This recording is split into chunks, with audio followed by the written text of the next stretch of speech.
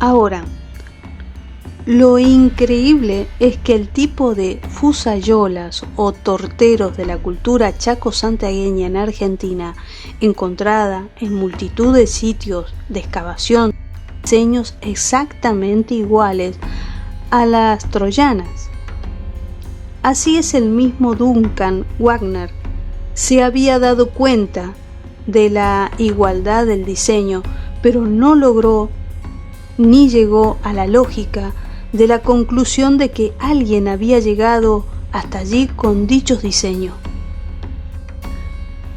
Pero fue Jacques de Mahieu quien conectó concretamente, correctamente ambos tipos de cerámicos y se dio cuenta de la presencia de descendientes de troyanos en toda América y especialmente en Argentina.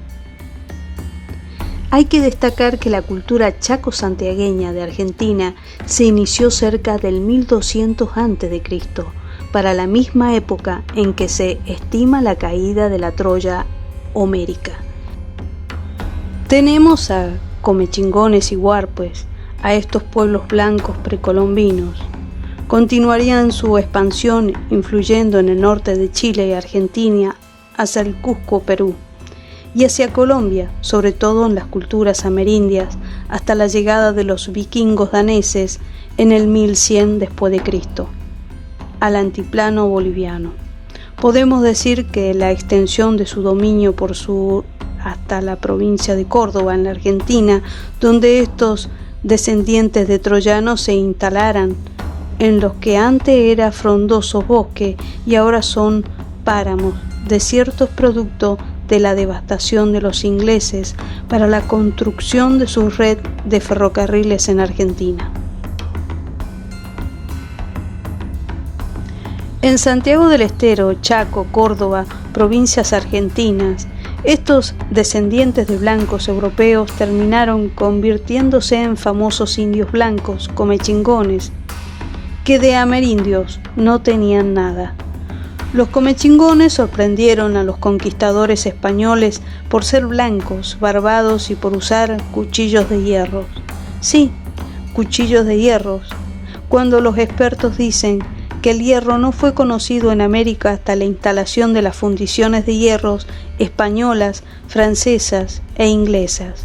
Sin embargo, los comechingones varones portaban puñales de hierros, de acuerdo a los cronistas españoles que mencionan que son unos 30.000, e incluso hay hachas de hierro precolombinas en Paraguay.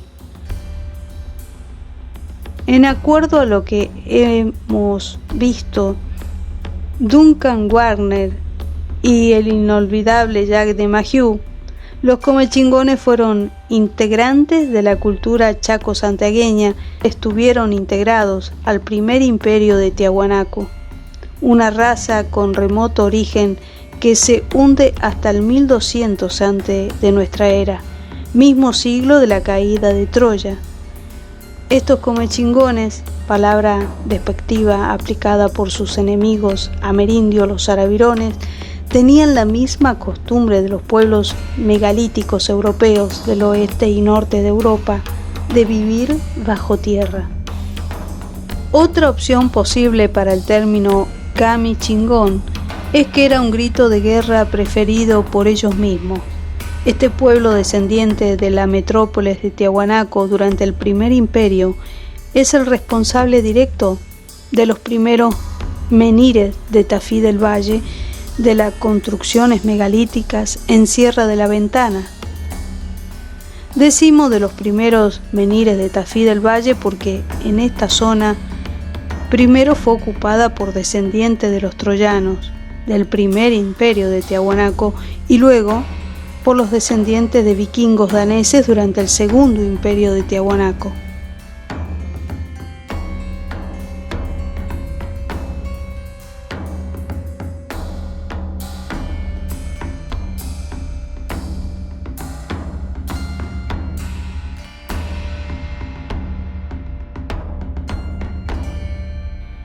La asimilación de los troyanos al Segundo Imperio fue prácticamente por la fuerza, pero el hecho concreto es que Tiahuanaco cambió de manos en manos de descendientes de vikingos daneses.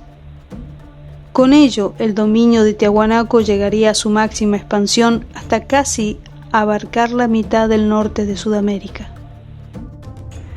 Finalmente, para la época del Tercer Imperio de Tiahuanaco, el Imperio Inca, con su capital desplazada, el Cusco, tras la destrucción de Tiahuanaco por tropas diaguitas conducida por Cari, los comechingones habían olvidado por completo sus primitivos orígenes. Para la época incaica, los comechingones ya casi nada tenían que ver con sus ascendientes troyanos. Pero, sin embargo, la tradición de la cerámica la conservaron. Son los responsables directos de la sacralización del Cerro Uritorco desde tiempos inmemorables. El Segundo Imperio de Tiahuanaco recibió la influencia de los templarios hacia el 1200 después de Cristo. Habían pasado más de 2000 años desde el arribo de los troyanos hasta la llegada de los vikingos. Gracias a ello es que se propagó por Europa la existencia de este cerro sagrado, llegando así a Argentina el bastón de mando y posiblemente uno de los 3 santos griales. Actualmente, la Comisión de Exploración Arqueológica se encuentra explorando directamente ese lugar.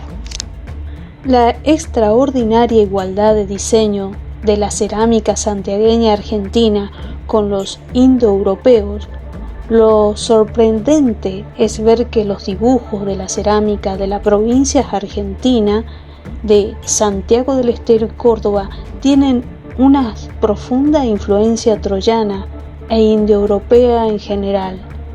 La cultura megalítica indoeuropea dejaron fuertes marcas en Sudamérica.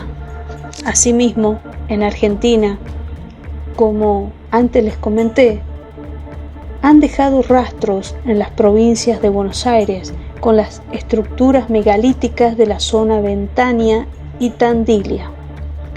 La presencia de la poderosa orden templaria y de las logias y órdenes militares herederas de su tradición, siguiendo estos indicios, el antropólogo franco-argentino ya fallecido Jacques de Mahieu comenzó a sacar a la luz pública la realidad de la presencia de miembros de la orden templaria en Sudamérica precolombina. De Mahieu demostró que los templarios realizaron intenso tráfico de plata en el Segundo Imperio de Tiahuanaco de Bolivia hacia Europa en tiempos medievales, demostrando también que plenamente la presencia de vikingos daneses en Bolivia, Paraguay, Chile y Argentina. Los templarios conocían América desde 1195 después de Cristo, casi 298 años antes del descubrimiento de Colón. Se puede ver que en el tímpano del atrio de la iglesia de Vezelay se encuentra representado un orejón americano, su mujer orejona y su hijo. representación exagerada por el artista que, sin haber visto alguno, lo imaginó. Vézelay era el punto de encuentro de los peregrinos que se dirigían a Santiago, procedentes del norte y del este de Europa. Es la llamada vía Lemovicense, una de las 4 rutas del camino que atraviesa Francia. Esta basílica es conocida por toda Europa desde 1195 d.C., porque en ella se decía que se encontraba la reliquia de Santa Magdalena y porque fue el punto de partida de la Segunda Cruzada llevada a cabo por San Bernardo en el siglo XII. Más tarde, allí se encontraron Ricardo Corazón de León y el rey de Francia, Felipe Augusto, para comenzar la Tercera Cruzada hacia Jerusalén. También fue el lugar que escogió San Francisco de Asís para fundar el primer monasterio franciscano en Francia. Esta es una historia que se remonta hasta los años 1200 de nuestra era, cuando la flota templaria comenzó a llegar a las costas de Brasil en Santa Catalina para comerciar con los descendientes de vikingos daneses. Fundaron el Segundo Imperio de Tiahuanaco, lingotes de plata con los cuales inundaron Europa y que fueron la base de su periodo económico.